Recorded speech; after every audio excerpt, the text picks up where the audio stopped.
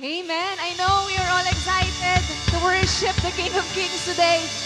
Now, get up on your feet, church, and let us begin to declare this song.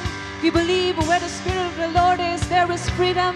We will continue to sing this with full declaration of our faith. Hallelujah. Thank you, God.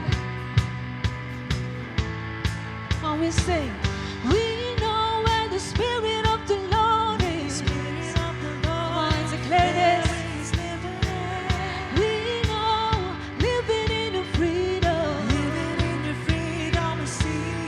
One more time, sing. We know where the Spirit of the Lord is. There is liberty. We're yours, yours is the kingdom. We're yours, yours is the kingdom. Yes, Lord, kingdom is forever yours, oh Jesus.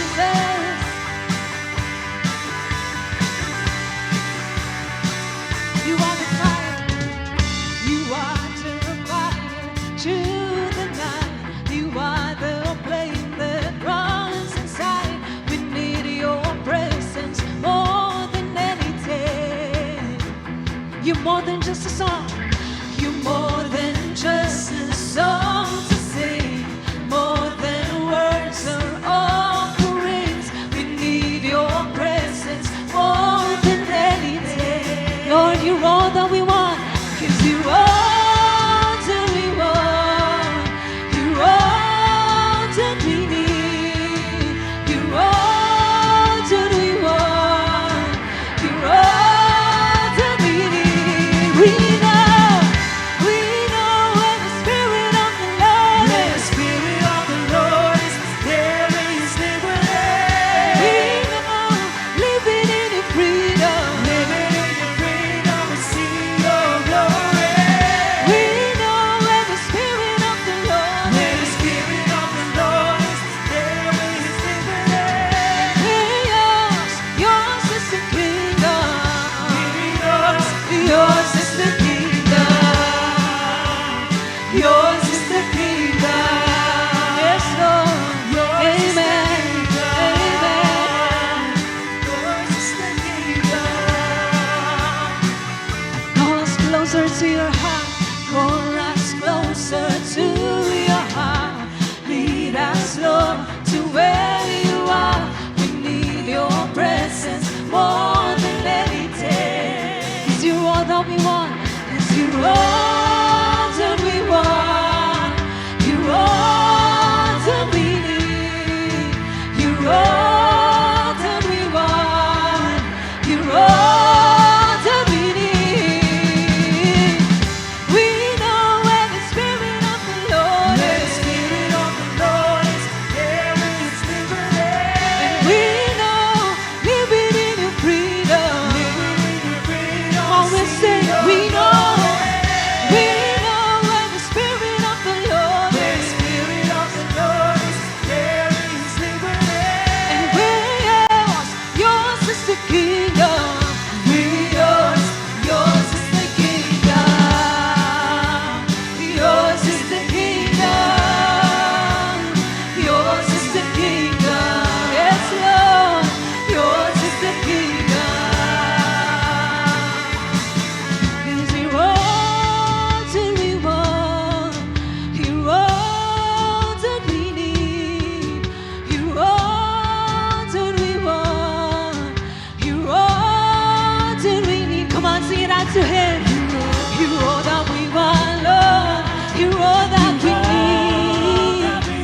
Yes, Lord, you're all that we want. You're all that we need. We know where the Spirit of the Lord is.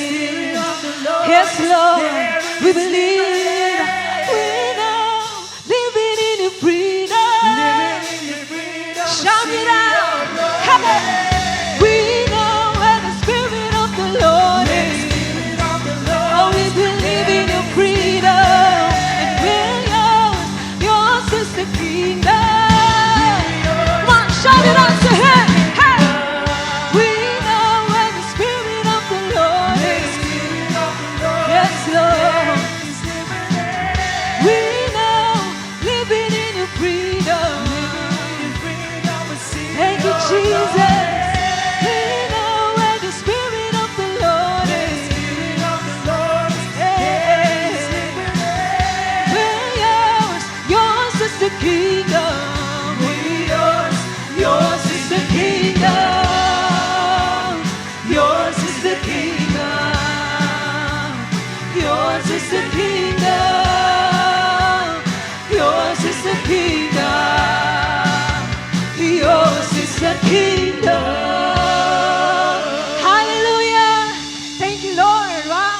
patuloy po tayo mag-enjoy lang sa presence ng Panginoon.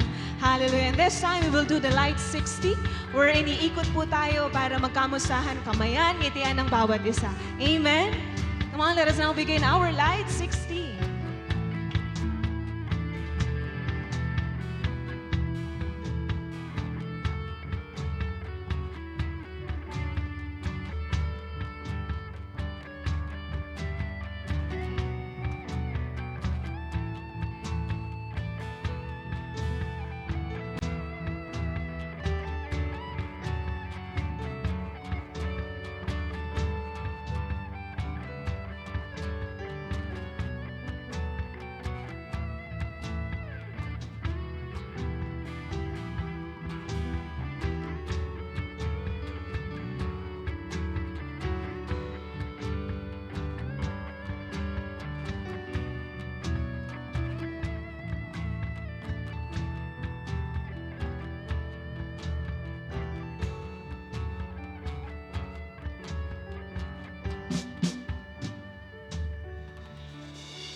Alright, happy first Sunday of July, Light Family. Ayan, makakaupo na po tayong lahat.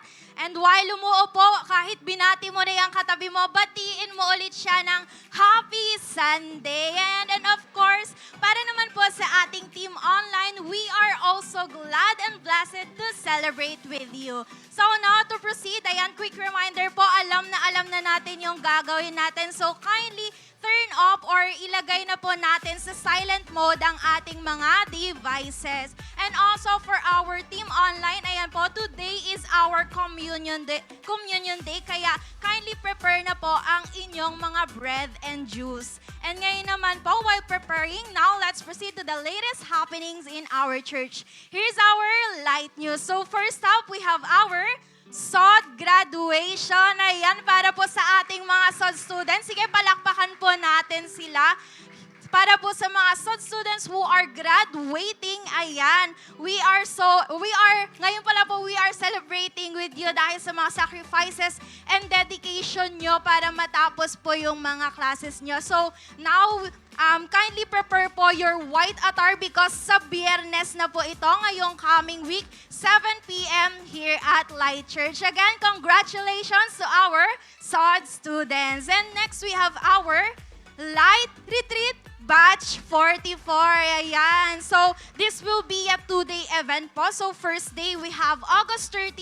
Friday po ito from 6 p.m. to 9 p.m. For our second day naman po, we have on August 31, Saturday naman from 7 a.m. to 9 p.m. Dito pa rin po yan sa ating church. But before that, ayan, we will also having our Light Retreat preparation. So bago po tayo mag-proceed sa Light Retreat, kailangan po muna nating umattend sa Light Preparation na magaganap on August 24, Sabado po ito, dito pa rin po sa ating church. So kung may mga katanungan pa po kayo, pwede nyo pong kontakin yung mentor or yung network leader ninyo. So now to move on, ayan, let's open our hearts wide for the first topic ng July. Ayan, excited na po ba ang lahat?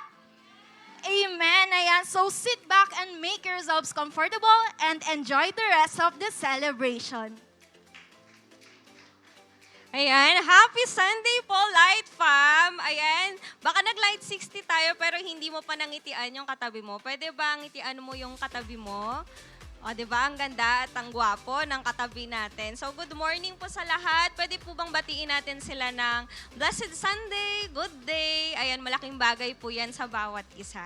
So, let me introduce myself. I'm Coach Diane de Guzman. Currently, I'm working po as a public school teacher po sa Olongapo City National High School.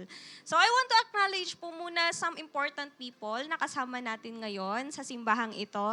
Pwede pong malaman kung meron po tayong mga first-timers or visitors. Pwede po bang ma-invite silang tumayo? Sige po, wag po kayong mahiya. Tayo po tayo at palakpakan po natin sila. Ayan, thank you po. Welcome po sa Light Family and we're so glad po na makasama po kayo today. Light Fam, masaya po ba tayo nakasama natin sila ngayon? Amen. So, kaya tulungan niyo po akong i-welcome sila kung malapit po kayo sa mga places nila. Pwede pong pakikamayan sila, ngitian sila. I-welcome po natin sila sa ating pamilya. So maraming salamat po sa ating mga first-timers and visitors sa pagbibigay po ng oras at effort po na makasama kami ngayong araw. And may hinanda po kami na small gifts para sa inyo. After the celebration, i-approach po kayo ng ating consolidation team at magkakaroon lang po kayo ng 3 to 5 minutes na kwentuhan, kaya wag muna po kayong aalis after the celebration. So we'd love to know more about you, kaya please connect with us and magkita-kita po tayo ulit sa mga susunod pa nating celebration.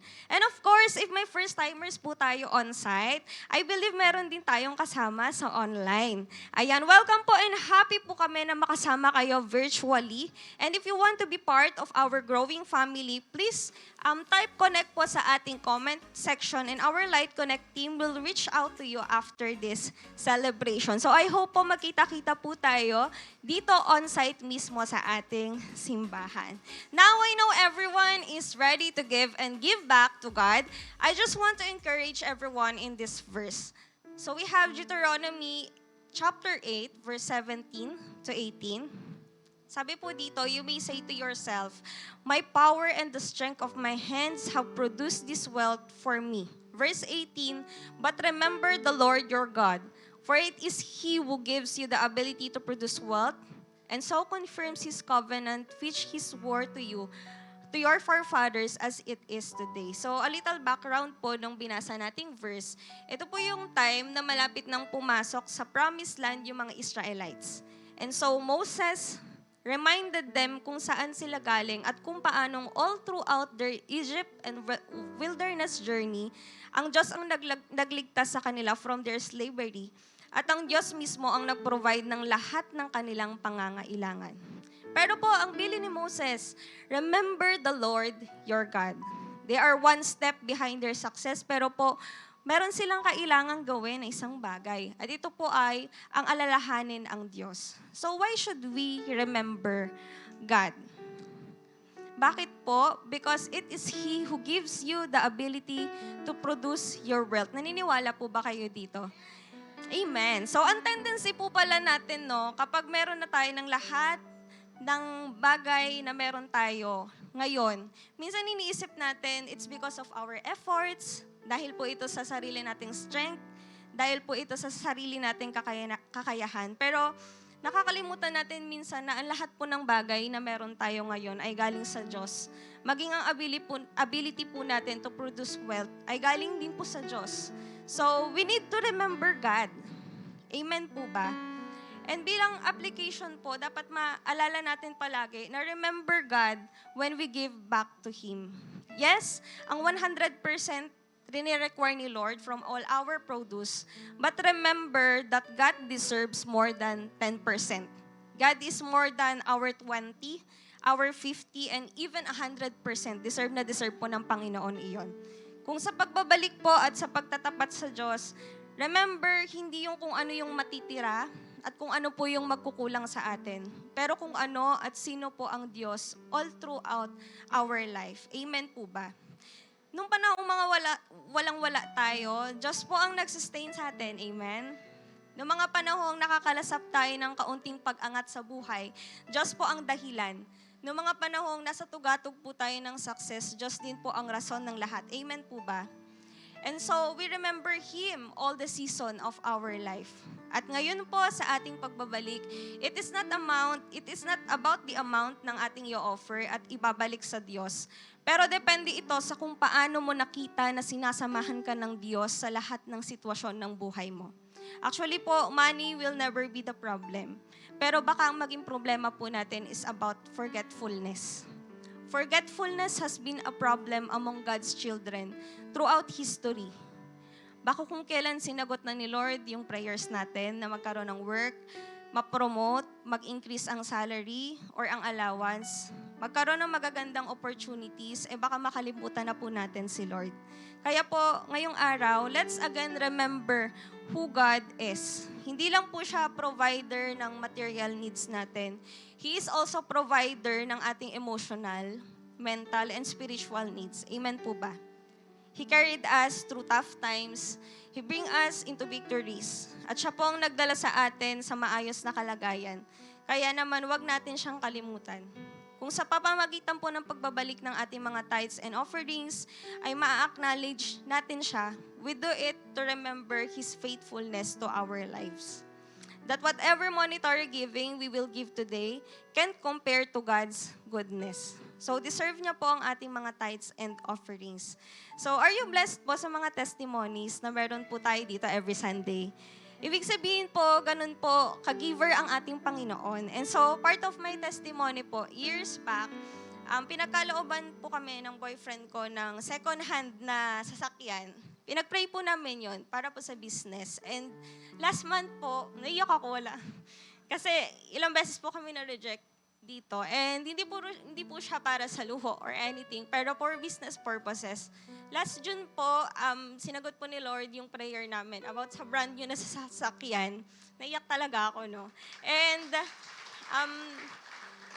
though yes po, it is material na bagay. Pero po, behind sa nakikita po ng tao, ang dami pong inaayos ni Lord sa buhay namin. At we are grateful po kasi po, hindi rin po kami galing sa both of us, hindi kami galing sa pamilyang maayos or pamilyang well-off. Pero it's because of the grace of God kung bakit po meron kami ng lahat ng to ngayon. And kung saan man po kami dadalhin ng Panginoon sa aming finances, maraming nagpapasalamat po kami ng malaki sa Diyos at sa community po, pamilyang ito, na sumusupport din po sa amin, sa mga ginagawa po namin. And glory to God po lahat ng yon.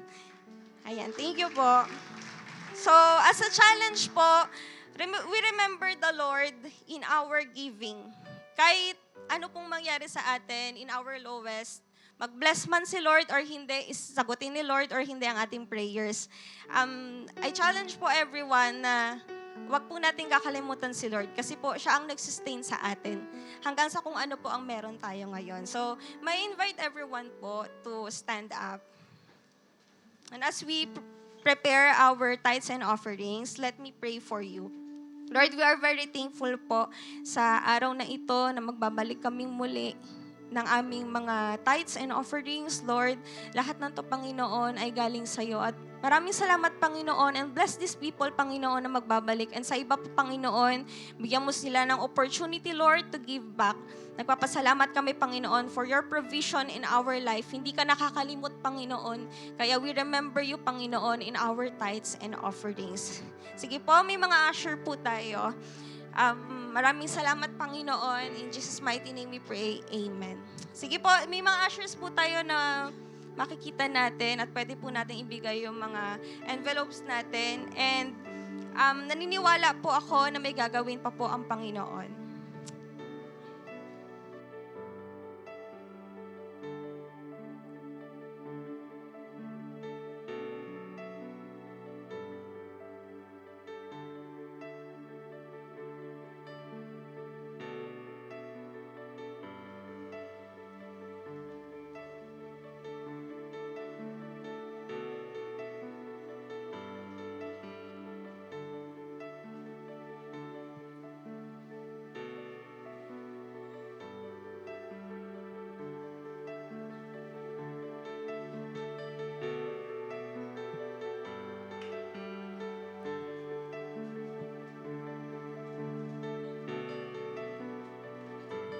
Hallelujah. Come on. Let us lift our hands today as we worship our God. I believe that God will pour out His presence towards you in this place sa mga oras na ito. Come on, receive it. Receive His power. Receive His presence. Hallelujah. Oh God,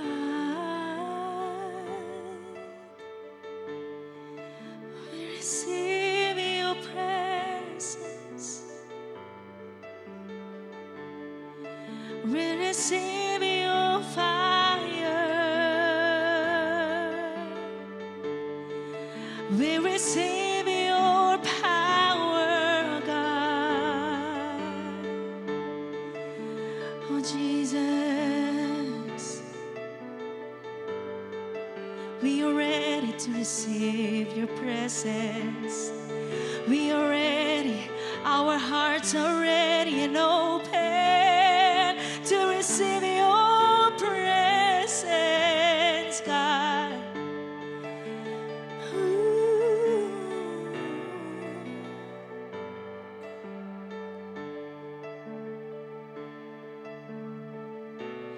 Fullness of eternal promise,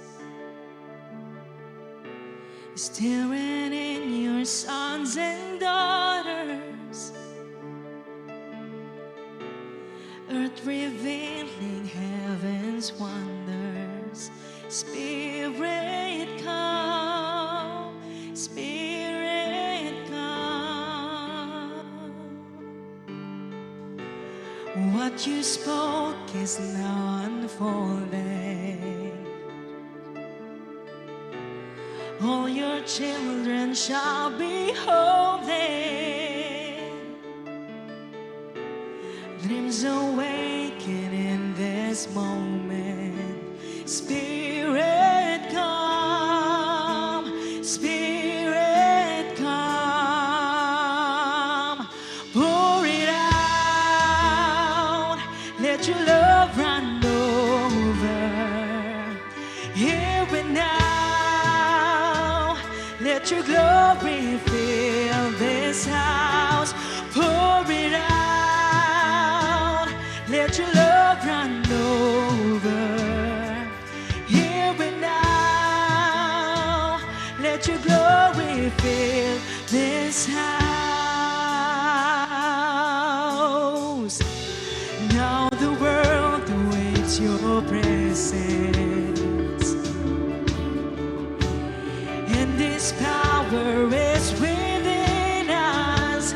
We will rise to be a witness. Spirit come, Spirit come. Pour it out, let your love run over. Here and now, let your glory fill this house. Pour it out, let your love run over. Here and now, let your glory fill. Oh, pour it out, let your love run over. Here and now, let your glory fill this house. Pour it out, let your love run over. Here and now, let your glory fill this house. Let your glory fill this house, Lord. Let your power fill this house, Lord.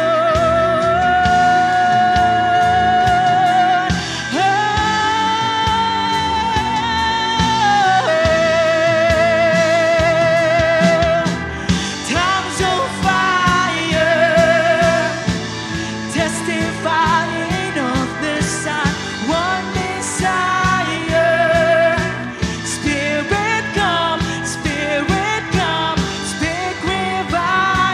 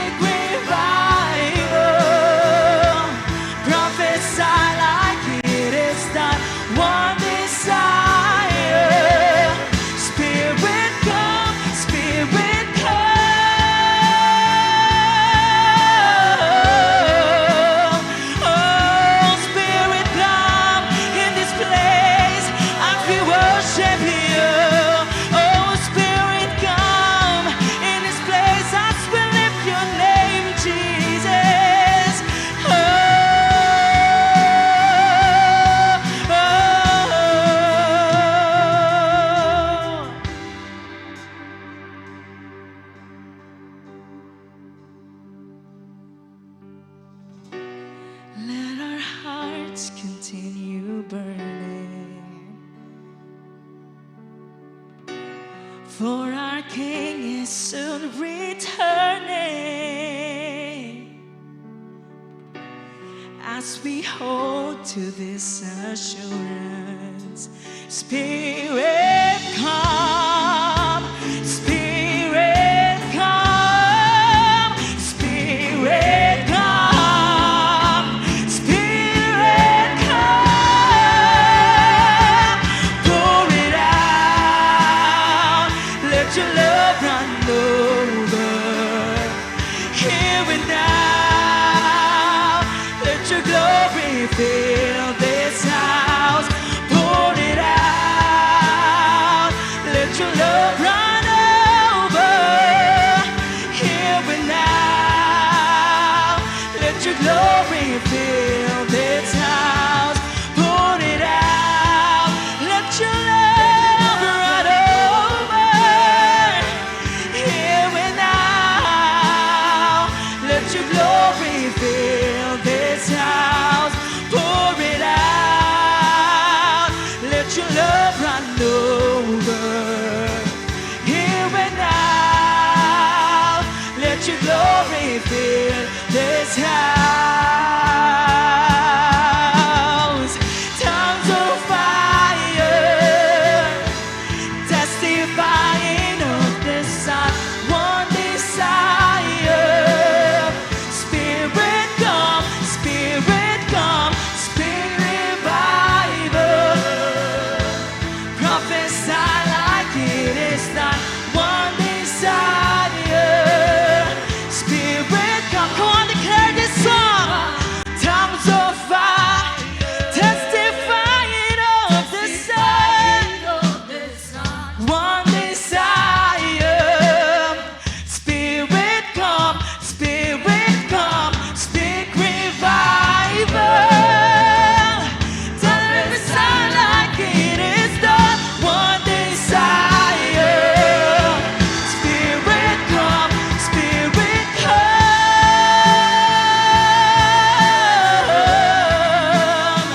Spirit come, oh Spirit come.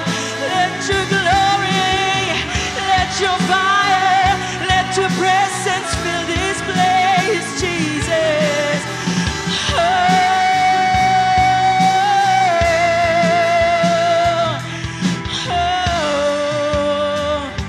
Oh, we lift your name on high, the name above all names, the highest, the greatest. Come on, church, continue to bring him all the glory that he deserves. Our God deserves the best to worship in you. Come on, continue to declare this song, just like you are worshiping him in front of you right now. Come on, we sing. Your name is the highest, your name is the greatest, your name stands above them all. Oh, thrones and dominions, all powers and positions, your name, it stands above them all. Your name is the highest. Your name, oh, it is the greatest. Your name, oh, it stands above them all. Oh, thrones and dominions, all powers and positions. Your name stands above them all. And the angels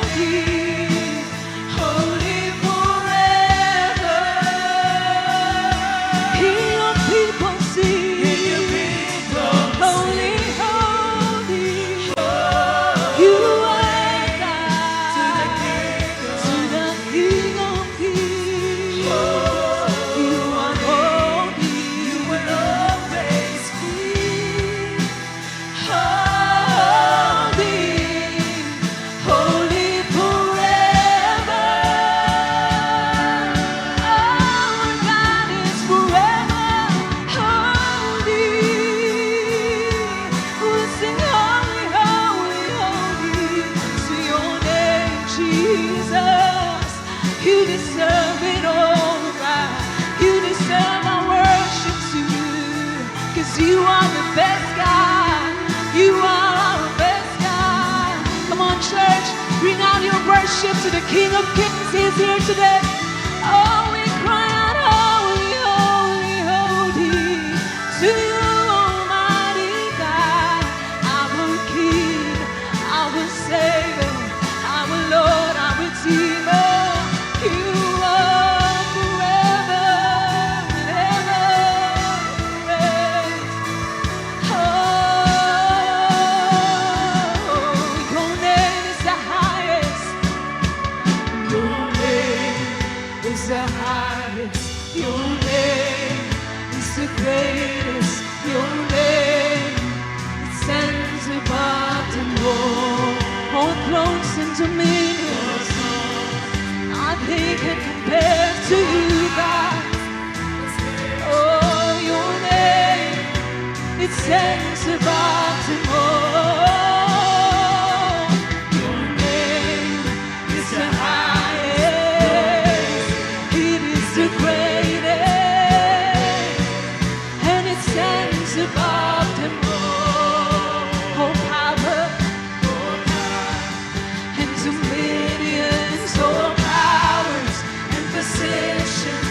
Your name it stands above them all, and the angels cry, holy, all creation cries, holy, you are lifted high, holy, holy forever.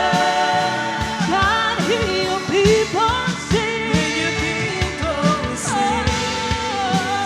Holy to the King of Kings. Holy, you will always be. Holy, holy forever. You will always be holy. You will always be holy, holy forever. See, you will always be holy. You will always be holy, holy forever. Yes, you will always be holy, holy forever.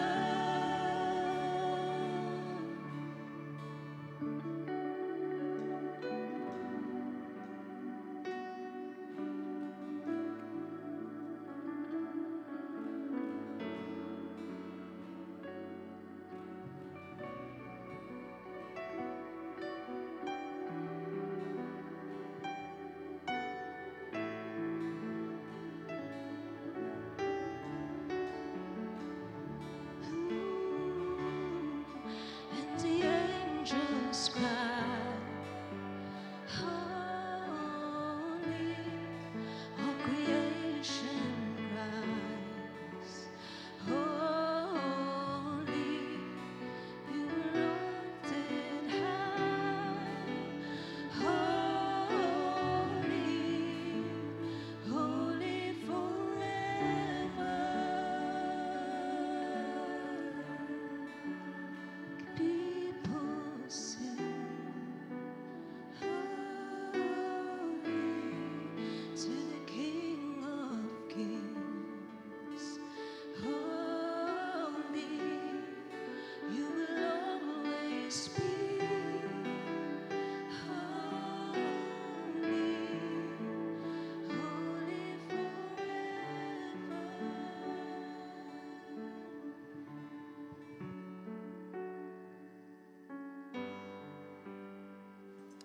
In Acts chapter 2, verse 22 to 36, napag-aralan natin na nag-preach si Peter sa mga Hudyo about kay Jesus. Pinakilala niya si Jesus, ang promised Messiah na prophecy sa Old Testament. Inisa-isa ni Peter sa kanila ang mga proofs na si Jesus ay Messiah. na matagal na nilang inaantay. At pinamukha sa kanila ang masakit na katotohanan na sila ang nagpapatay kay Jesus. Acts chapter 2 verse 36. Therefore, let all Israel be assured of this. God has made this Jesus, whom you crucified, both Lord and Messiah. Na yung ni-reject at pinako nila sa krus ay ang Lord at Messiah.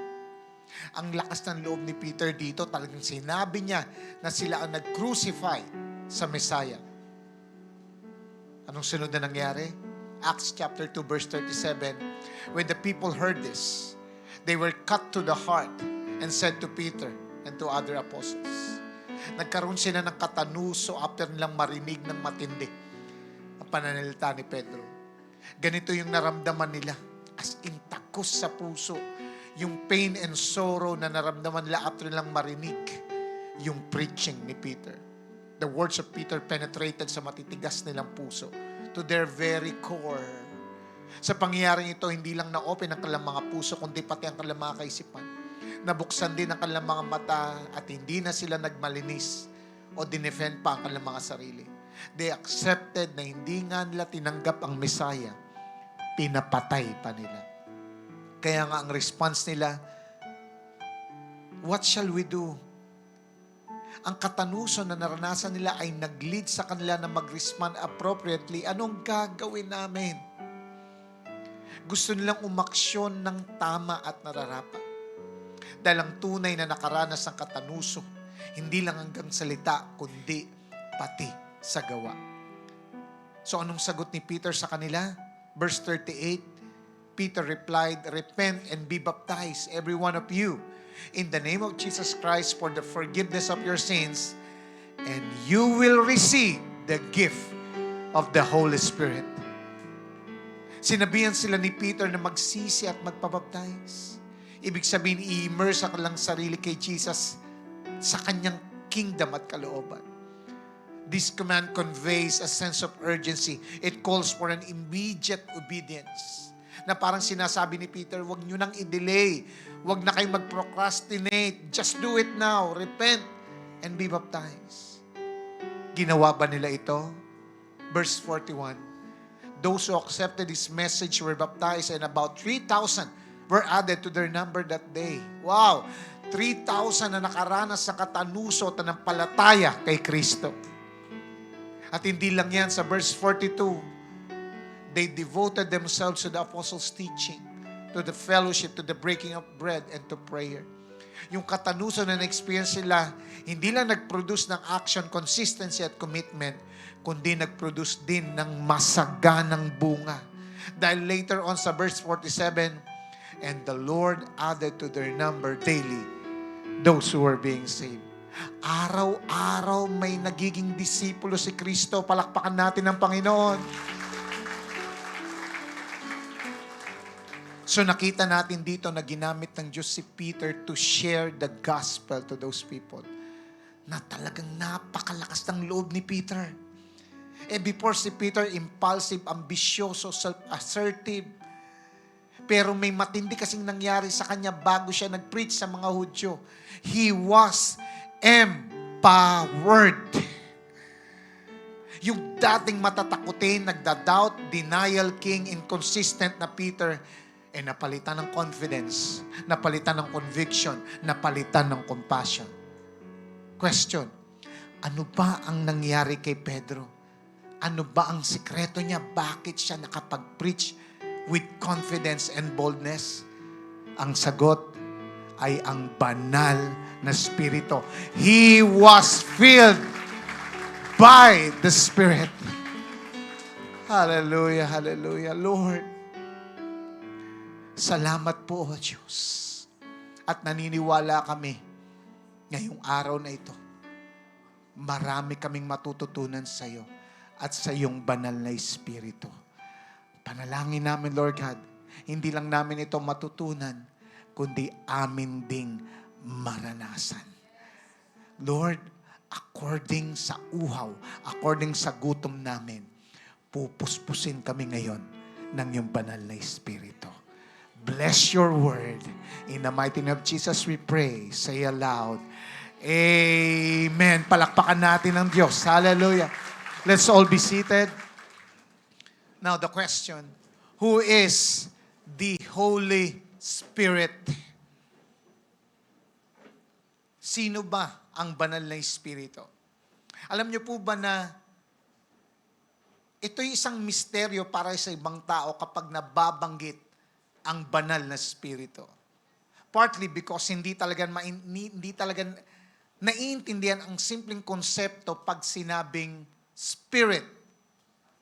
Kasi pag sinabi mong Spirit, ibig sabihin, a being without a body, meaning a non-corporeal being. Kung titignan natin sa Bible, ang spirit daw ay pwedeng masama o mabuti. It's either unclean spirit or unclean spirits or Holy Spirit. Kung titignan natin sa Hebrew word, it is ruach. Ibig sabihin, wind, breath, or mind. Pagdating naman sa New Testament sa Greek, the word is pneuma. Ganon din ang idea. Wind, breath, and air. So both words ay nagre-refer sa banal na Espiritu. At ang banal na Espiritu po ay hindi lang siya impersonal force or power, kundi ang Holy Spirit po ay person. John 14 verse 17. The Spirit of truth, the word cannot accept Him because it neither sees Him nor knows Him, but you know Him, and He lives with you. Hindi naman po ginamit ay it, kundi Him. Ibig sabihin, pagpapakita ito na ang banal na Espiritu ay person. Natutuwa, nasasaktan. Kung paano ang isang person ay may emotion, ganon din ang banal na Espiritu. Siya ay person. Acts chapter 5, 3-4, the context of this is that si Ananias ay nagbigay ng hindi tama na halaga na dapat ay para sa Diyos. Kaya sabi dito, Ananias, how is it that Satan has so filled with your heart that you have lied to the Holy Spirit? Nagsinungaling ka sa banal na Espiritu. You have not lied just to human beings, ang sabi, but to God. Ibig sabihin, the Holy Spirit, He is divine. Siya ay Diyos. The Holy Spirit is the third person in the triune God. God the Father, God the Son, and God the Holy Spirit. Siya ay distinct person na different from either the God the Father and God the Son. At ang katotohanan na ito ay talagang itinatag na ng ating mga church fathers and theologians as biblical and foundation creeds bilang mga Kristiyano. At ito nga, nababasahin ko, ay isa sa nilalaman ng Nicene Creed patungkol sa Banal na Espiritu. This is it. And we believe in the Holy Spirit, the Lord and giver of life, who proceeds from the Father, who with the Father and the Son together is worshipped and glorified, who is spoke by the prophets. An excerpt from the Nicene Creed. So, ibig sabihin, tayong mga Kristiyano naniniwala sa salita ng Diyos, yan ang ating foundation. God the Father, God the Son, God the Holy Spirit, isang Diyos, pero tatlo in person. Kaya nga kung ang banal na Espiritu ay Diyos, lumalabas na present siya nung simulang-simula pa. Tingnan natin sa Holy Spirit sa Old Testament. Genesis chapter 1, 1-2. Ang sabi, in the beginning, sabi ganon, in the beginning, God created the heavens and the earth. Verse 2, now the earth was formless and empty, darkness was over the surface of the deep, and the Spirit of God, ayun, was, hovering over the waters. So the Holy Spirit is there at the very beginning. Ang sabi na si Holy Spirit daw ay hovering. When you say hovering, moving over the waters. Bakit nandun si Holy Spirit? Nagsuswimming siya? No. Ibig sabihin, kaya nandun siya hovering and moving over the waters, ibig sabihin may creation na mangyayari. Paano ko nasabi? Psalm 104 verse 30. When you send your spirit, they are created and you renewed the face of the ground. So lumalabas, kasama ang banal na Espiritu sa panahon na kinikreate ang lahat ng ito. The Holy Spirit ay active in many ways sa Old Testament. Pero, hindi siya nagdudwell sa lahat ng tao. Dumarating o nagpi-fill lang siya sa mga specific na tao for a special service. May mga piling example po tayo dito na pinuspos ng Banal na Espiritu. Number 1, si Bezalel. Pinuspos ng Banal na Espiritu para mag-develop at gumawa ng artistic design para sa tabernacle. Sinasabi yan sa Exodus 31 verse 2 and 35 verse 31. Sino pa? Si Moses at yung 70 elders. Ang context kasi nito na overburden si Moses sa paglilid sa mga Israelites. Marami sa kanila sa panahon na yun, nagpasaway talaga mga Israelites that time. Nangailangan tuloy si Moses na makakasama para tulungan siya to carry the load in leading. Ang banal na Espiritu ang sikreto ni Moses. Kaya meron siyang kakayang mag-lead. Meron siyang relationship sa Diyos. Kaya meron siyang ability na mag-lead sa kanila. Kaya nga nangyari, sabi ni God, na-overburden ka, okay. Numbers 11:16 to 17 and verse 25. Ang sabi, the Lord said to Moses, bring me 70 of Israel elders. Okay? I will come down, verse 17, I will come down and speak with you there, and I will take some of the power of the Spirit that is in you and put it to them. Negets po natin? So then the Lord came down in the cloud and spoke with him, and he took some of the power of the Spirit na kay Moses at dinala doon sa 70 elders. Hindi tinanggal ang banal na Espiritu, pero kumuha sa kanya. Yan ang sabi ng verse. When the Spirit rested on them, they prophesied. So the 70 elders received some of the Spirit of God na kay Moses para ano? Kasi yun ang kailangan nila. Ang pangyarihan ng banal na Espiritu to lead God's people and administer justice. Tuloy tayo. Sino pa? Yung mga judges. Before the kings, ang nag-lead sa Israel ay mga judges. At itong mga judges na ito ay pinuspos ng banal na Espiritu. Unang-una dyan si Othniel. Sabi sa Judges 3:9, verse 10. Si Gideon, nandyan din. Judges 6:34. Sino pa? Si Jephthah, Judges 11:29. Sino pa? Si Samson, Judges 13:24 to 25. So makikita natin na itong mga tao na ito na pinag-lead ng Diyos sa Israelites, hindi sila makakapag-lead without the Holy Spirit. So sila ay mga piling tao, pinili ng Diyos na mga tao to lead yung kanyang bayan. So after ng mga judges, pumasok ang mga kings. Unang-una, si Saul. Si Saul ang unang naging hari ng Israel. 1 Samuel 10:6, 9 hanggang 10. The Spirit of the Lord will come powerfully upon you, sabi ni Samuel kay Saul. And you will prophesy with them and you will be changed into a different person. As Saul turned to leave Samuel, God changed Saul's heart. Binago daw ng Diyos. And all these signs were fulfilled that day. Kaya nga, the Spirit of God came powerfully upon Saul. Ang ginawa ng Holy Spirit, para makapag-lead talaga siya, talagang binago muna siya ng Diyos. Nung pumasok ang banal na Espiritu, na-change ang kanyang buhay. Kasi magli-lead siya, okay? Para i-deliver ang Israel. 1 Samuel 11:6, when Saul heard their words, the Spirit of God came powerfully upon him.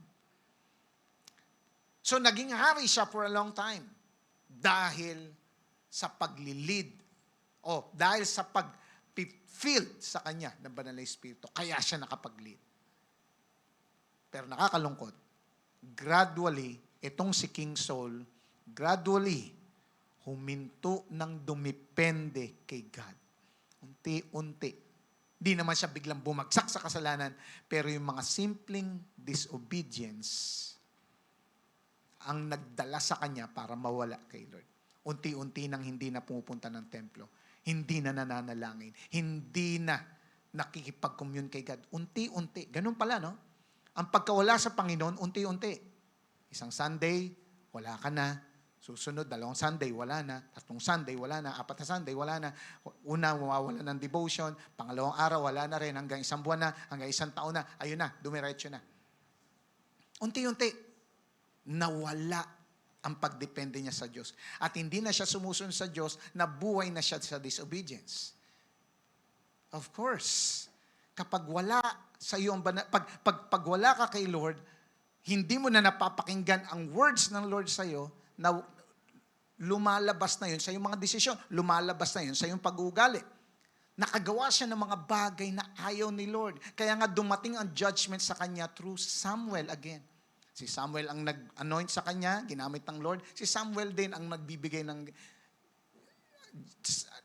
judgment sa kanya na pinapasabi ng Lord sa kanya.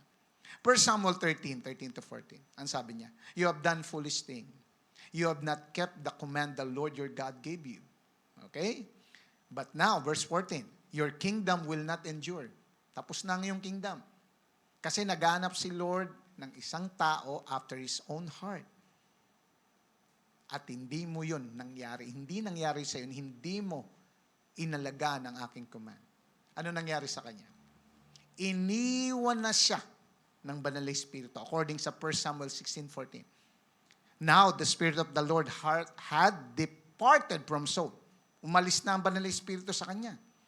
Pero may matinding nangyari. Na wala ang banal na Espiritu, ang pumalit, masamang Espiritu.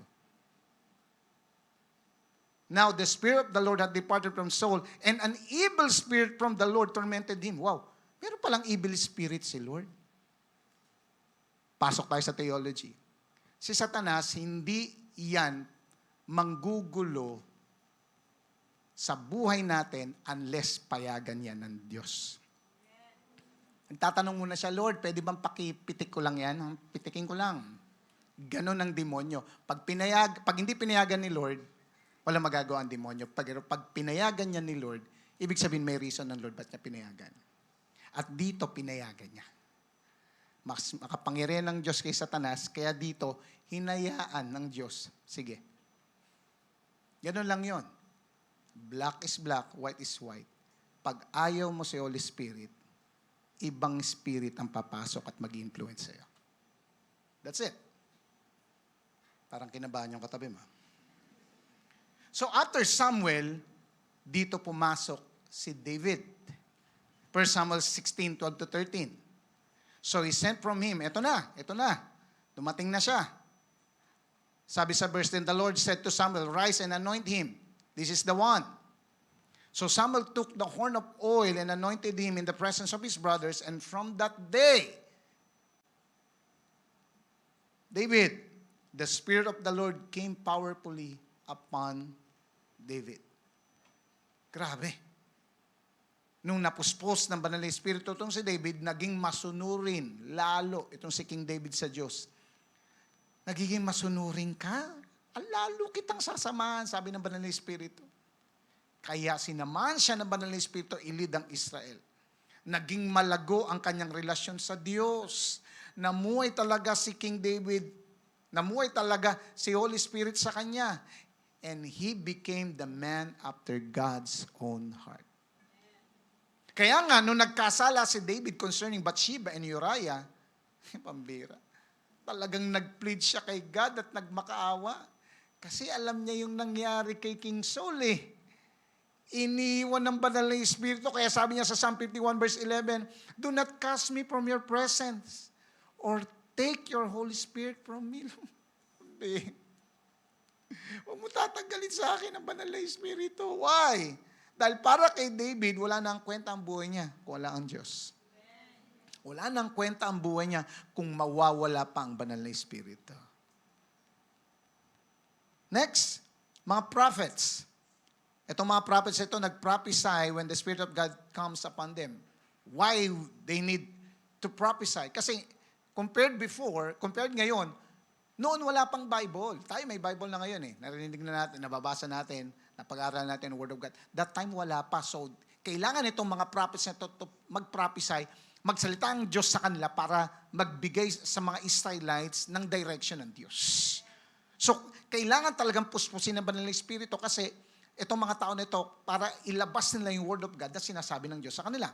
Sino itong mga prophets na ito? For example, diyan sa 2 Chronicles, sila Azariah, okay, si Jahasiel, sino pa? Si Zechariah, at kung sino-sino pa mga prophets that time sa Old Testament. So, ibig sabihin, the Spirit is with Israel. Ang presence niya ay sumasa kanila. As indicated na meron silang Holy of Holies, Tabernacle, Ark of the Covenant, pati yung pillar of cloud by day and pillar of fire by night, okay? At kasama nila yung mga spirit-filled leaders. Kaya nga, pinapakita dito, but again, the Spirit, okay, is not in all the people as individuals. Dahil sa Old Testament era, again, nagpupuspos lang si Holy Spirit sa mga pinili niyang tao para ma-empower sila to do God's work at para makilala ang Diyos intimately. So, ganyan sa Old Testament. Question, sa New Testament kaya, sa panahon ni Jesus, nasan si Holy Spirit? The Holy Spirit in the time of Jesus. Dito pa lang, sa bago pa lang siya ipanganak, nandun na ang banal na Espiritu. Actually, may prophecy sa Old Testament that the Holy Spirit will come upon the promised Messiah, na descendant ni Jesse, na tatay ni King David. Isaiah 11 verse 1 to 2. A shoot will come up from the stump of Jesse, from his roots a branch will bear fruit. The Spirit of the Lord will rest on him, the Spirit of wisdom and of understanding, the Spirit of counsel and of power, the Spirit of knowledge and the fear of the Lord. So pinapakita na yung prophecy na yung Messiah na yan, pupunuin siya ng banal na Espiritu. Sinabi din ni Isaiah yan. Okay? That God will put His Spirit upon the suffering servant na walang iba kundi si Jesus. Isaiah 42 verse 1. I will put my Spirit on Him. Kinausap din ni Angel Gabriel si Mary, isang virgin na magiging nanay ng coming Messiah. Luke 1:35, the Holy Spirit will come upon you, and the power of the Most High will overshadow you. So the Holy One to be born will be called the Son of God. Sasamahan ka na ba ng Espiritu dahil pinagbubuntis mo ay anak ng Diyos. At pinapanaginip din to kay Jose, na tatay yung tatay ng coming Messiah. Matthew 1:20, what is conceived in her is from the Holy Spirit. Makikita natin dito na talagang pinapakita, yan yung lalabas. Pupunuin ng banal na Espiritu. Fast forward. Nung lumaki na si Jesus, pumunta siya sa Nazareth. Sabbath day sa synagogue. Binasa niya yung scroll. And it so happened, yung scroll na yun na binasa niya ay yung Old Testament book na ni Isaiah, ni Prophet Isaiah. Luke 4:18 to 21. The Spirit of the Lord is on me, because He has anointed me to proclaim the good news to the poor. He has sent me to proclaim freedom from the prisoners and recovery of the sight of the blind, to set the oppressed free, to proclaim the year of the Lord's favor. Tapos, niroll niya na yung scroll, binigay na dun sa attendant, tingin ng lahat sa kanyang mga tao, at sabi niya, today, etong binasa kong ito ay na-fulfill sa inyong pakikinig. So lumalabas mismo sa bibig ni Jesus, siya ang tinutukoy ng propesiya, siya ang Messiah. So sa pagkapanganak pa lang hanggang sa kanyang paglaki, sinasamahan siya ng banal na Espiritu. Sa ministry niya kaya, sinamahan ba siya ni Holy Spirit? In the ministry of Jesus, alam niyo ba na si Holy Spirit ang source ng power ni Jesus nung siya'y nagkataong tao? Listen, this is theological. Kinig tayo. Na si Holy Spirit ang source ng power ni Jesus nung siya'y nagkatawang tao dito sa lupa. Dahil yun ang plano ni God the Father, na magre-rely lang si Jesus sa Ama. Tignan mo, sabi niya sa John 5:19. I tell you the truth, sabi ni Jesus. The Son can do nothing by Himself. He can do only what He sees His Father is doing. Because whatever the Father does, the Son also does. That verse, it indicates how dependent si Jesus kay God the Father sa panahon ng kanyang pagkakataong tao. At yung pagdedepende niya, ito ay voluntary submission sa plano ng Ama. It is a voluntary na pagsasubmit at paghahumble. Kaya nga sinabihan siya ni Paul sa Philippians 2:5-7, Christ Jesus, who being in a very nature God, did not consider equality to God something to be used on His own advantage. Rather, He made Himself nothing by taking the very nature of a servant. Sumunod, nag-submit sa plano ng Ama. Teka muna, parang, kala ko ba, Pastor, Trinity, Blessed Trinity, Triune God, pero parang, hindi equal. Parang si Jesus, parang sabi, servant. Kala ko ba equal sila? Yan ang patama ng mga hindi Trinitarian. At kailangan natin ito maintindihan. Listen. Trinity sila. Godhead. This is theological. Yes, Trinity sila. Ontological equality, but economic subordination. Ano ibig sabihin nito? Equal in being, but subordinate in role. Ano ibig sabihin? Si God the Father, ang planner.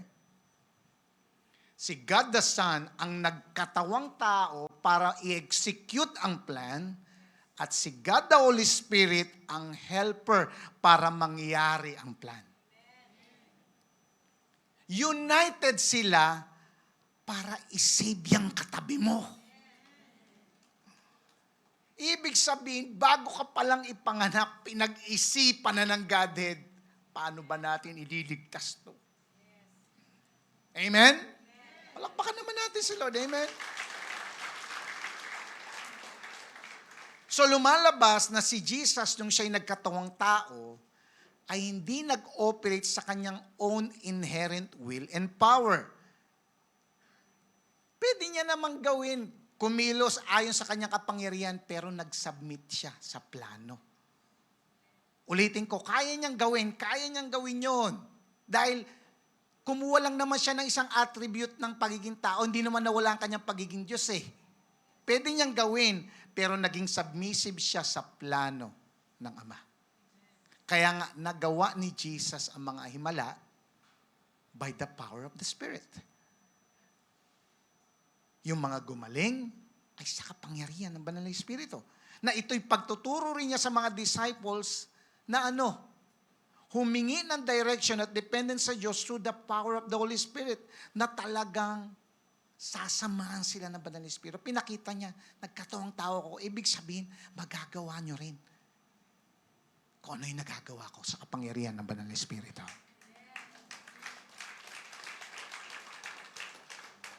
At ano yung kapangyarihan ng Banal na Espiritu? It is limitless. John 3:34. For the one whom God has sent speaks the words of God. For God gives the Spirit without limit. So si Jesus ay nag-operate at nagministeryo sa kapangyarihan ng Banal na Espiritu. Pinakita talaga yan. Luke 3:22. Luke 4 verse 1. Luke 4, okay? 14, Luke 10:21. Pagpapakita to na si Jesus is filled with the Spirit sa panahon ng kanyang ministeryo. Pinakita dito na napaka-clear. Kasama ni Jesus ang kapangyarihan ng Banal na Espiritu sa kanyang pagmiministeryo hanggang sa natayo ang kanyang simbahan. The Holy Spirit in the establishment of the church. Again, according sa prophecy, mararanasan lahat ng mga may malalim at pagkakilala sa pananampalataya sa Diyos ang kapuspusan ng kapangyarihan ng Banal na Espiritu. Mind you, kanina, sinabi ko sa Old Testament, ang Holy Spirit, namimili. Ito, pupuspusin ko. Yan. Ito, medyo may may problema pa to. Ito, yan, pupuspusin ko. Ito, hindi ko alam kung akin to o sa kabila pa. Mga ganon. Pero, sa panahon ng New Testament, okay, according sa prophecy, yung mga may malalalim na pagkakilala, pananampalataya, at pagmamahal sa Diyos, ang pupuspusin at pwede nang maranasan ang kapangyarihan ng Banal na Espiritu. Saan yan sinabi? Acts chapter 2, verse 16 to 18. This is what was spoken by the prophet Joel. In the last days, God says, I will pour out my Spirit on all people.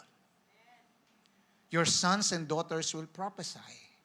Your young men will see visions. Your old men will dream dreams. Even on my servants, both men and women, I will pour out my Spirit in those days and they will prophesy. Wow! May mga naririnig tayo na sect na, oy, bawal magsalita at mag-preach ang mga babae. Of course, may sinabi si Paul talaga doon. Sa isang church na may problema yung mga babae. Pero hindi yun universal. Bakit? Dahil dito sa verse na to. Ano sabi? Ano ba sabi? I will pour out my Spirit on all people. Your sons only will prophesy. Diba? Sabi? Your sons only. Your sons only ba? Your sons and daughters. Ano pa? Even on my servants, only men, I will pour out my Spirit in those days. Sabi, only men ba? Men and women. So lumalabas, hindi pwedeng lalaki lang ang nagsasalita ng salita ng Diyos. Kaya wag po tayong maniniwala, bawal ang mga pastora. Sinasabi ng Biblia, tatapon natin tong verse na to. Amen? Ang hindi lang pwedeng magsalita ng salita ng Diyos ay yung hindi puspos ng Banal na Espiritu. Palakpakan natin si Lord. Amen. Sinabi din yan sa prophet Ezekiel 36:25-27. I will put my Spirit within you. I will give you a new heart. Ibig sabihin, babaguhin muna talaga yung puso. And a new spirit I will put within you. Kaya may kilos din ng Banal na Espiritu na inaayos muna yung puso, aayusin muna yung buhay para maging clean vessel, para maging daluyan ng salita ng Diyos para marinig na maraming tao. At itong mga fulfillment ng promises na ito, ang pinaalala ni Jesus sa kanyang mga disciples, that Jesus promises the outpouring of the Holy Spirit to them. Matthew 3:11, He will baptize you with the Holy Spirit and with fire. Si Jesus to. Mark 1:8, He will baptize you with the Holy Spirit. Luke 3:16, He will baptize you with the Holy Spirit and with fire. John 1:33, He who will baptize you with the Holy Spirit. You know, what is remarkable here? The four gospel writers, sinasabi nila mismo, si Jesus, ibabaptize kayo ng Holy Spirit. Ibig sabihin, tatagan nyo na ang theology, 4 na gospel writers na nagsalita, na si Jesus, ibabaptize tayo ng Banal na Espiritu. Palapakan natin si Lord. Amen. May matinding ma-experience at mararanasan dahil sa Banal na Espiritu. The word is baptize. In Greek is baptizo, ibig sabihin to immerse. The metaphor is the ideas of being clothed and having the Spirit come upon or one. Ibig sabihin, ilulubog, pupunuin, okay, dadamitan, pupuspusin, filled by the Holy Spirit. At mangyayari ito shortly after Jesus' resurrection. Luke 24:49. Clothed with the power from high. Acts 1:45. Ang sabi, Luke 24 verse 49. Sabi ni Jesus, I'm going to send you what my Father has promised. Huwag muna kayong alis ng city hanggat hindi kayo kinuklot ng power from high. That is the empowerment of the Spirit. Acts chapter 1:45. Habang kumakain sila, Di ba? Ang sabi ni Jesus, nag-resurrect na siya dito Okay? Dito ko natin napansin, nag-resurrect na siya dito pero kumakain si Jesus. So parang dito ako nagkakaroon ng theology. Pagdating 7, may kainan pa rin kahit ano na tayo. Kasi si Jesus kumain dito Di ba? Uy, nagustuhan ng katabi mo. Okay. Ang sabi dito, do not leave Jerusalem, but wait for the gift my Father promised, which you have heard me speak about. For John baptized with water, but in few days you will be baptized with the Holy Spirit.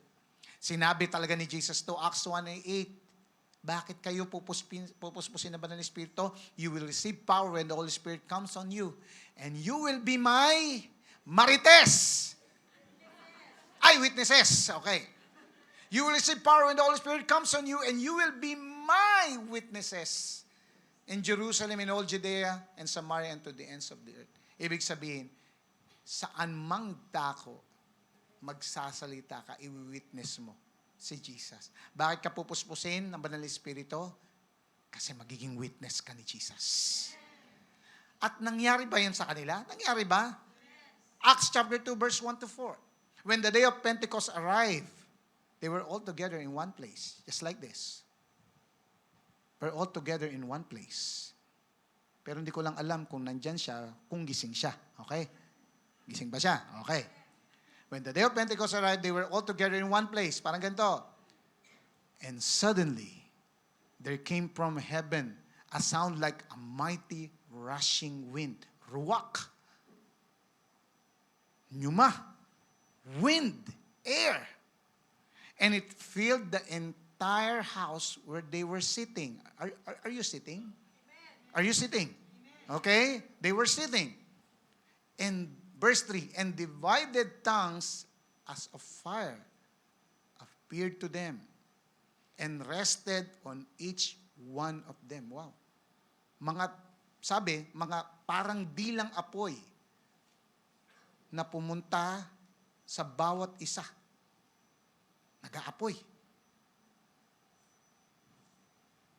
Verse 4, and they were all filled with the Holy Spirit and began to speak in other tongues as the Spirit gave utterance. Nangyari yung sinabi ni Jesus. Ito yung naranasan ni Peter at ng mga disciples ni Jesus. Naranasan nilang ma-filled ng Banal na Espiritu na talagang na-empowered sila. Kaya mapapansin mo, ganun na lang yung kanilang commitment, ganun na lang ang kanilang confidence, ganun na lang kanilang conviction, ganun na lang ang kanilang compassion at consistency sa paggawa ng will ng Diyos. Kaya itong mga disciples si Jesus, lahat na nakakausap talaga nila, ay pambira, nakaranas talaga ng katanuso. Yung iba sumunod, yung iba hindi, pero lahat sila nakaranas ng katanuso at pagbabago dahil sa salita ng Diyos. Ibig sabihin, kinailangan talaga, just a thought, pwede namang pumunta na sila sa iba't ibang lugar, mag-preach, pero sabi ni Jesus, kayo pa mama ko. Wala nakakaintindi. Nagtatangs na po ako. Huwag muna kayong aalis sa Jerusalem. Kasi bago kayo gamitin, pupuspusin ko muna kayo. Ibig sabihin, they need the empowerment of the Spirit. They need to have a change of heart. Dito natin mapapansin, dito natin makikita, ang kilos ng Banal na Espiritu, nagpupuspos. Kung kailangan kanyang pupuspusin kanya. May kilos ang Banal na Espiritu na dumarating sa time, kailangan niya munang i-change ang iyong puso. Baka masyado nang matigas, baka kailangang ayusin. May kilos ang Banal na Espiritu na kailangang inaayos ang iyong kaisipan. Inaayos niya ang iyong kaisipan pagdating sa mga bagay-bagay na makita mo na bilang mananampalataya ni Jesus, dapat hindi mo na ginagawa. May mga bagay na pinapakita sa iyong Holy Spirit na, anak, hindi ka na nababagay dyan. Dito ka na. May mga pagkataon na kilos ng Banal na Espiritu na pinapakita sa atin, anak. Kung ayaw mo ng Holy Spirit, ibang Spirit ang mag-iimpluwensya sa iyo. Question. Pag ayaw nyo kay Holy Spirit, ibang Spirit ang lalapit sa inyo.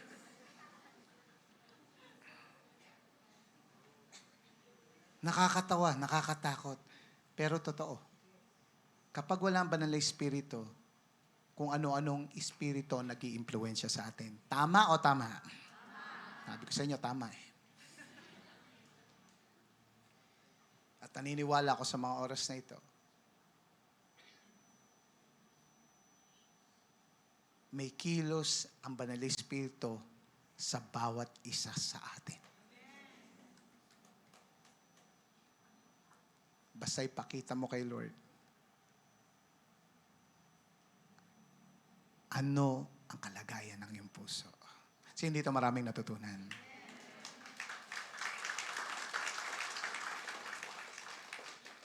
Tandaan natin na ang ating primary identity bilang mga anak ng Diyos ay nanggagaling through being born by the Holy Spirit. Kaya nga tayo tinatawag nilang born again. Pinanganak na muli, ibig sabihin, nung tinanggap natin si Jesus bilang Lord and Savior, doon natin naging tatay ang Diyos, the spirit of adoption, that we can call Him Abba, Father. Pinanganak tayong muli. Born from above. Born by the Spirit. So kung paano napuspos si Jesus ang banal na Espiritong siya ay nagkatawang tao, ang atin ding nagiging pattern kung paano rin tayo pupunuin ni Holy Spirit para magawa natin ang kalooban ng Ama. Na bilang mga mananampalataya, mag-ooperate tayo hindi sa sarili nating galing, hindi sa sarili nating talino, hindi sa sarili nating mga achievements, kundi sa kapangyarihan ng banal na Espiritu sa ating pag-serve at pag-ministry.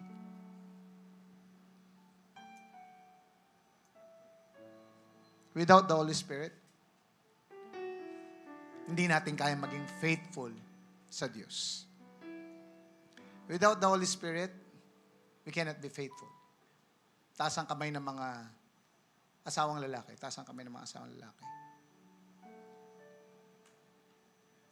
Marami nagsasabi, I can be faithful to my wife. Why? Kasi mahal ko yung asawa ko. Totoo. That's a fact. Pero, ang katotohanan, tayong mga asawang lalaki, hindi lagi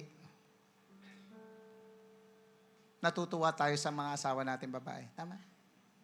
Umami na kayo. Minsan magugulat ka pagising mo, ito ba yung napangasawa ko talaga? Minsan hindi tayo nagkakaintindihan. Minsan hindi natin naintindihan asawa natin. At malamang sa malamang may mga pagkakataon pag nag-aaway kayo, ayaw nyo magpansinan. At yun ang inaantay ng demonyo. Ang temptation para magkamali ka. Para hindi ka maging faithful.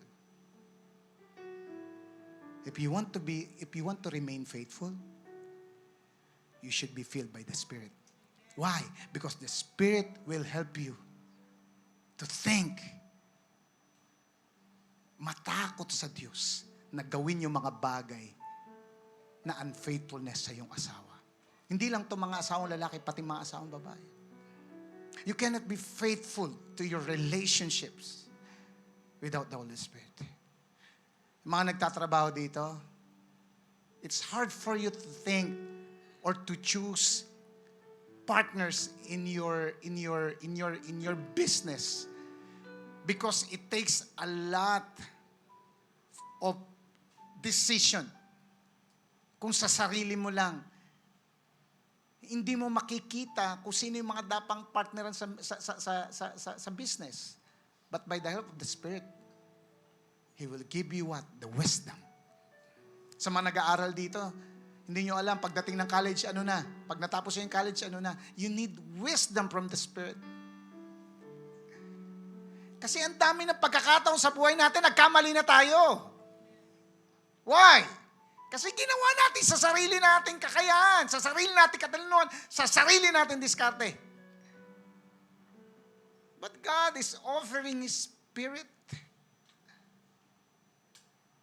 that will give you wisdom. Dami mo ng pagkakamali sa buhay. Huwag mo nang dagdagan.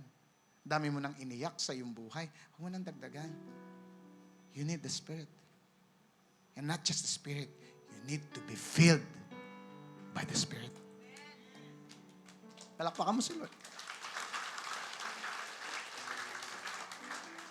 Na kung si Jesus ay nagpakumbaba, dumepende sa Ama at sa kapangyarihan ng Banal na Espiritu, kaya nakagawa siya ng mga himala. Yun din ang ating maging example. Walang imposible sa Diyos. Kaya tayo pupuspusin ng Banal na Espiritu to be a witness. Pero bago ka maging witness, hayaan mo munang baguhin ka ng Banal na Espiritu. Hayaan mo munang baguhin ka ng Diyos. Hayaan mo munang allow ka ng Holy Spirit na mahalin mo si Lord. Kasi yun naman lagi ang sinasabi ni Holy Spirit. Mahalin mo si Jesus. Mahalin mo ang Diyos. Ayusin mo yung buhay mo. Hindi 2, 5 ang buhay mo. Isa lang. Gamitin mo na para sa Kanya. The Holy Spirit is telling you every day, you worship Jesus. You worship your God. Be blameless. Live a holy life. Yun naman lagi niya sinasabi. And if we keep on blocking those words of the Spirit, it's hard for us to be penetrated by the Spirit. Na ang pamumuhay sa will at presensya ng Diyos ay patunay na tayo ay pinupuspos ng Banal na Espiritu. So what is your decision today? For me, wala tayong ibang gagawin kundi laging magpapuspos sa Banal na Espiritu. Hindi yung napuspos ka ngayon, bukas balik ka na ulit. No. It should be every day in our lives. In our prayer time, in our quiet time, in our devotion time. Let the Spirit flow in your life. So what's our application? Stay consistently filled with the Spirit. Anong gagawin mo sa plancha na hindi umiinit? Anong gagawin mo sa heater na hindi umiinit? Anong gagawin mo sa microwave oven na hindi umiinit? Ibig sabihin, nagpaka-Kristiyano ka na rin lang, lubos-lubusin mo na. Dahil ayaw ni Lord ng lukewarm. Ayaw ni Lord ng, hindi mo alam, ano ka ba? Malamig o mainit. He's about to spit you out of His mouth, sabi ni Jesus. Kasi gusto ni Lord nag-aapoy ka. Gusto niya nag-aapoy ka sa Kanya. Gusto niya na-feel ka ng Banal na Espiritu. At naniniwala ako sa mga oras na ito, according to your desire, it will be done unto you. According sa gutom mo, pupusugin ka niya. According sa uhaw mo, pupunuin ka niya. Anong gusto mo? Puspusin ng Banal na Espiritu o impluensya ng Espiritu na galing sa Diyos? It's your call. Tatayo po tayong lahat.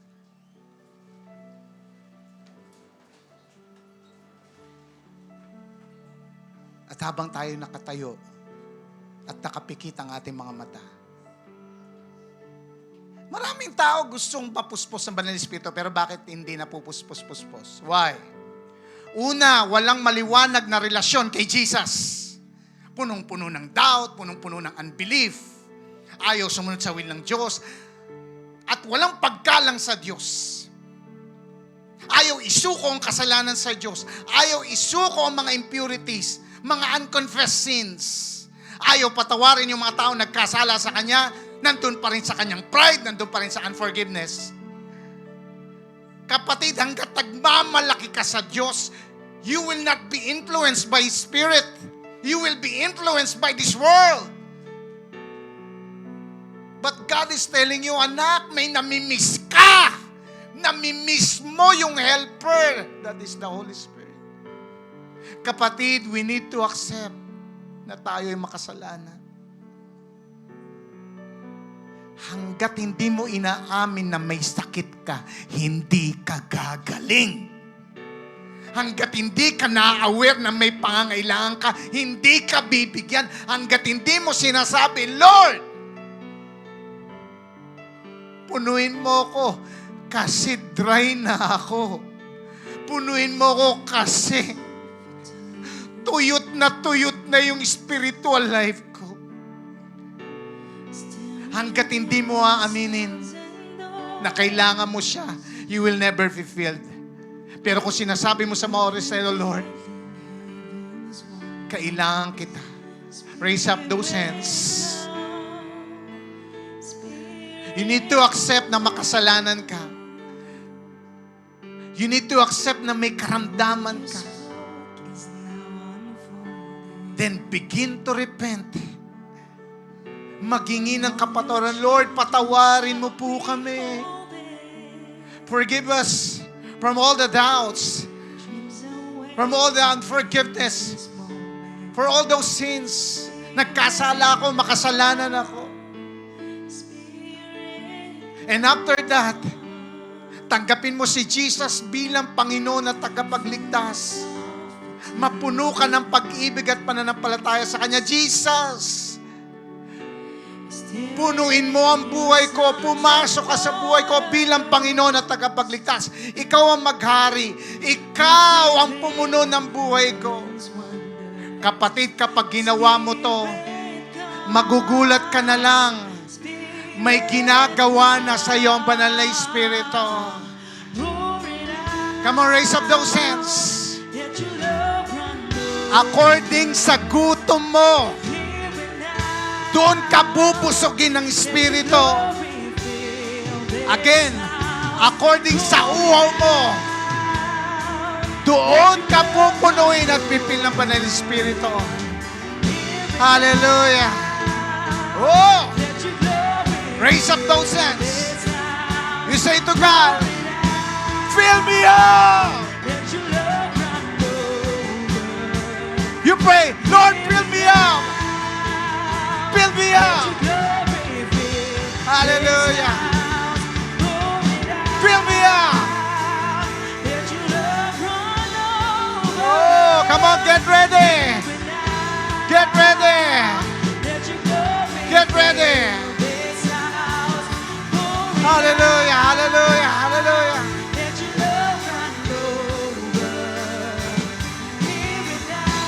Hallelujah. Come on, get ready. Come on. Receive. Hallelujah.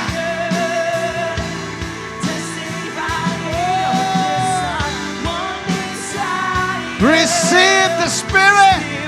Receive the outpouring of the Spirit. Oh. Hallelujah. Come on, feel. Come on, feel. Come on, feel. Oh, Spirit. Feel us again. Oh, Spirit God. Spirit God. Oh, hallelujah. Oh, oh.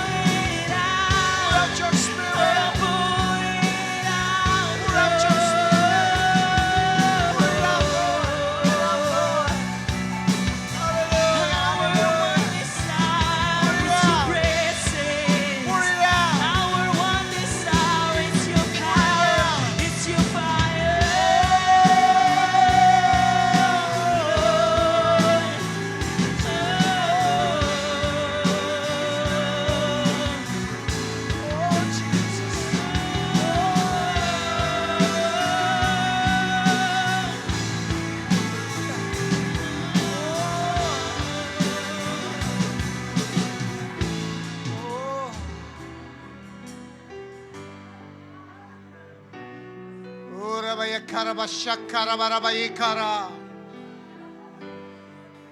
Urabaraba shikara barabaya kara shikara baba baba. Urabaya korobo shokorobo yekara yekara. Urabaya karabashakara baba yaka. Urabaya korobo baba yekara shikara baba baba.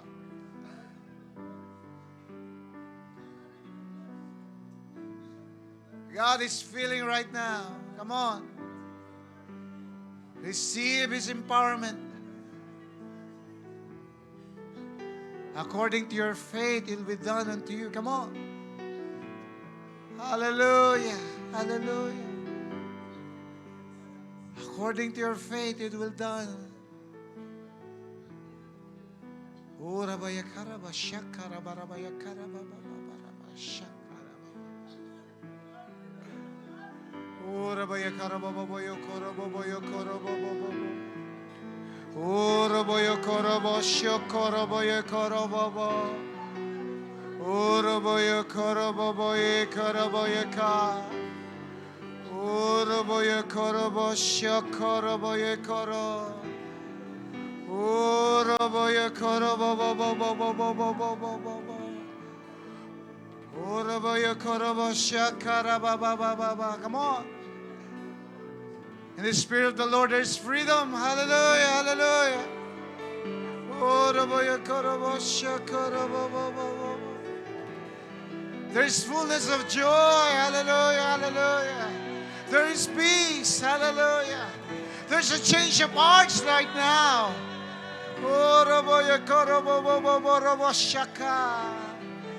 Hallelujah, hallelujah. May pinapalaya ang Lord sa mga oras na ito. Hallelujah, hallelujah. Oroboyo korobo shika. Oroboyo korobo robo shokorobo. Harabaya karabasha karababa baba.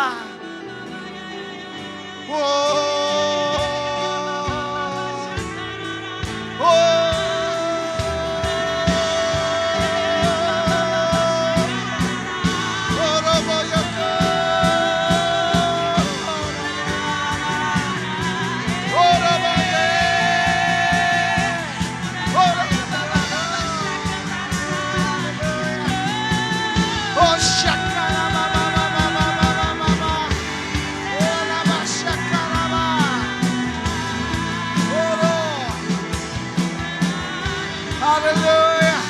Tongues of fire. Tongues of fire. Tongues of fire, testifying of this one desire. Spirit come, speak revival. Prophesy.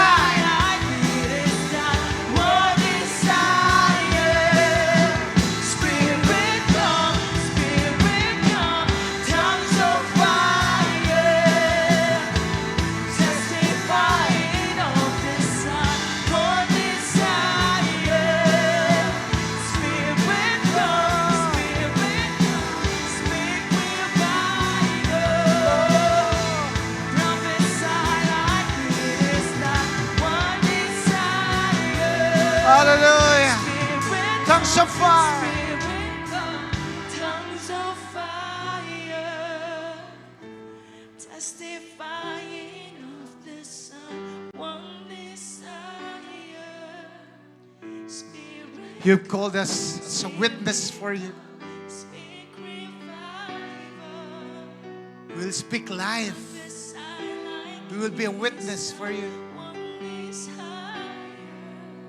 Hallelujah. Spirit come, Spirit You are born. We're all born of the Spirit. Those who loves the Lord so much. You are being born of God.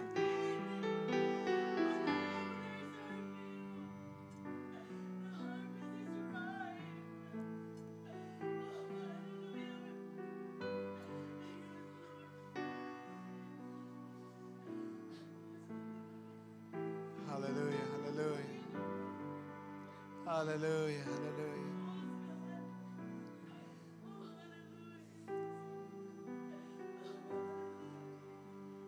Hallelujah, hallelujah.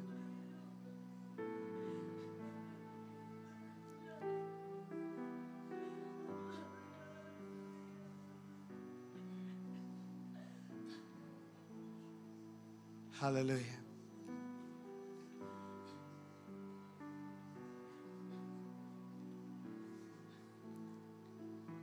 As we welcome the communion,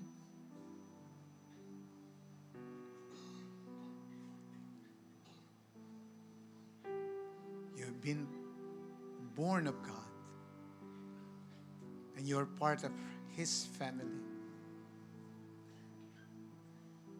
Sa pagtanggap natin ng communion ngayon, pinapakita sa iyo ng Diyos, may part ka sa kingdom of God. Hallelujah. Kumuha ka ng tinapay. Kumuha ka ng bread. Tanggapin mo ito na may paggalang at pagmamahal sa Diyos. Ang tinapay na simbolo ng kanyang katawan, na sinugatan, at dahil sa kanyang mga sugat, tayo nagsipagaling. At ang saro, ang cup, that symbolizes His blood that washes away our sins. The blood of the new covenant. Without the shedding of the blood, there's no remission of sins. Sa ginagawa natin ito, inaalala natin ang marubdob na plano ng Godhead.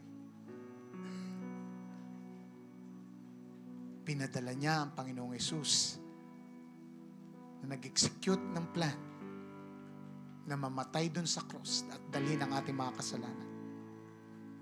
Siya'y namatay, nilibing, nag-resurrect, umakyat sa langit, at muling babalik para tayo sunduin. Salamat sa tinapay at cup na ito.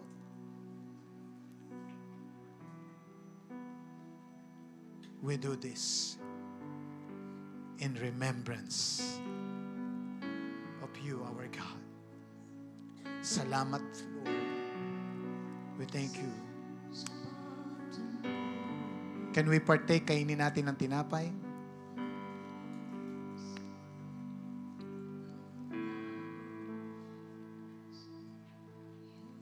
Sunod natin ang bread.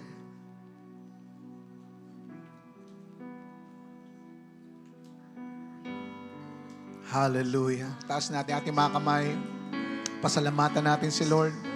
For He is holy. He is holy. Hallelujah.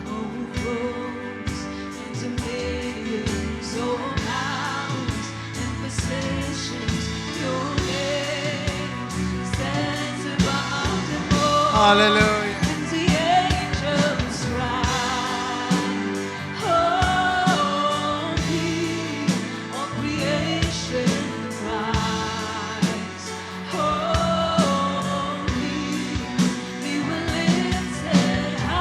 Hallelujah. You're holy forever.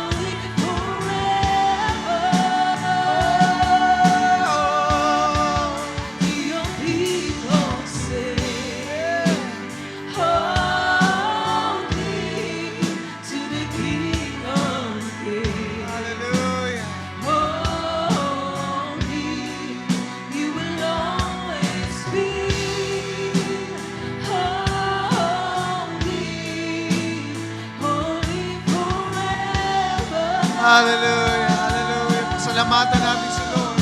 You will always be holy, holy forever. You will always be holy, holy forever. Hallelujah. Palakpakan natin si Lord. Yung palakpak na para sa Panginoon. Hallelujah, hallelujah. give all the praises to the King of Kings. Thank you, Jesus. Sa mga gusto pong humabol ng kanilang tithes and offering, meron po tayong basket. Come on, let's clap our hands for Jesus.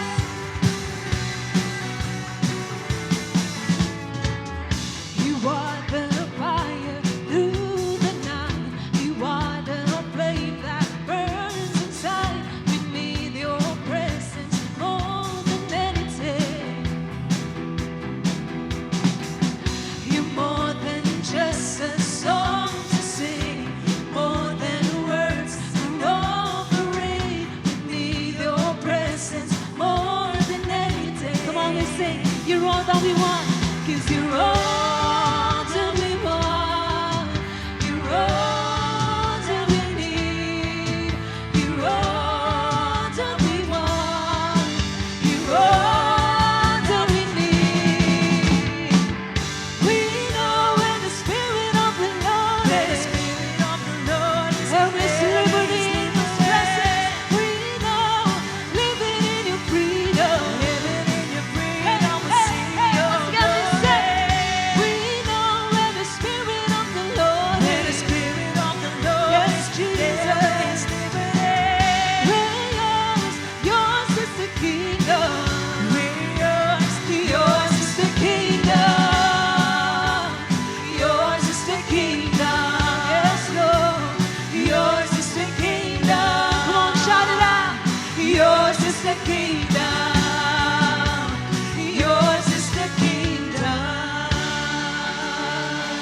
Hallelujah. Taas natin ating kamay sa Panginoon. Lord, salamat po, Diyos. Sa ginawa mo ngayong araw na ito sa amin. Banal Espiritu, you're awesome in this place. Salamat sa mga tinuro mo at nakita namin. Kailangan naming magdepende lagi sa iyo, O Diyos, sa kapangyarihan ng iyong banal na Espiritu. The Holy Spirit is giving us all the wisdom, Lord God, sa decision making, sa lahat-lahat sa buhay namin. Hindi mo kami ginawang orphans, Panginoon, dahil ang banal na Espiritu ay kasama namin every day. And the Spirit is telling us, Lord, na hindi lang dapat kami nandito. That next Sunday, our families, our loved ones, mga tao na nakakalubilo namin, they need to be here. Marinig ang mensahe ng salita ng Diyos. Lord, patuloy mo nga, Banal na Espiritu, samahan yung aming mga pamilya, aming mga nag-aaral, mga nagtatrabaho, nagbi-business, yung mga kanilang careers, Panginoon. Let your protection be upon us. At Lord God, naniniwala ako, gagawin mo kaming witness saan man kami mapunta. Lord, tulungan mo kami na lagi kami maging excited sa aming devotions, sa aming quiet time. I-delight namin yung sarili namin lagi sa'yo at mawalan kami ng gana sa ino-offer ng mundo. Salamat, O Diyos. Ingatan mo kami sa aming pag-uwi. Hallelujah. Receive the blessings from the Lord. The Lord bless you. The Lord keep you. Make His face shine upon you and be gracious to you.